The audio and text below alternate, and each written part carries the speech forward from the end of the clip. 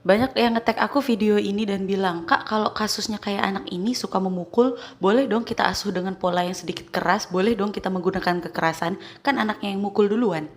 Sayangnya videonya nggak bisa aku stitch ataupun aku download. Tapi gini ya, setiap kita ngelihat seorang anak yang perilakunya bermasalah, kita nggak bisa ngejudge anak itu kayak gitu. Karena mungkin perilakunya yang sekarang sudah dibentuk dengan sebuah kebiasaan yang terjadi berbulan-bulan atau bahkan bertahun-tahun.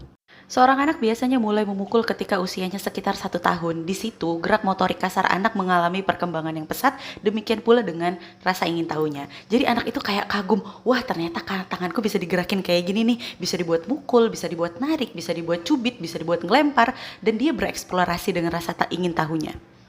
Yang kedua, ketika di fase itu anak juga sedang melakukan yang namanya testing the limit. Dia melakukan sesuatu untuk ngelihat bagaimana sih reaksi sekitarku. Jadi ketika dia memukul, reaksi kita terhadap pemukulan yang dia lakukan, itulah yang dipelajari oleh anak.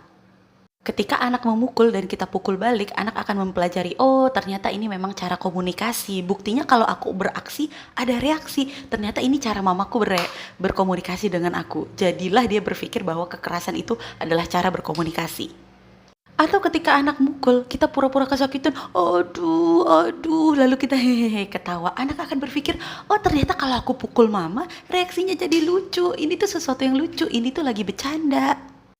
Dari ekspresi anak ini, sepanjang video, setiap dia melakukan sesuatu yang nakal seperti memukul, melempar, dia selalu ketawa.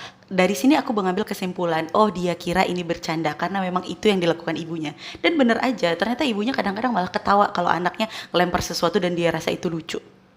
Jadi apakah yang kita lakukan supaya anak nggak memukul? Kita harus mendidik sedini mungkin. Ketika usianya sekitar 1 tahun dan mulai mukul-mukul, kita ajarin bahwa mukul itu nggak baik. Ketika dia memukul, tangkap tangannya, mukul sakit, disayang saja. Jadi kita nggak sekedar melarang tapi ngasih alternatif. Nih tangannya bisa dipakai buat nyayang-nyayang juga.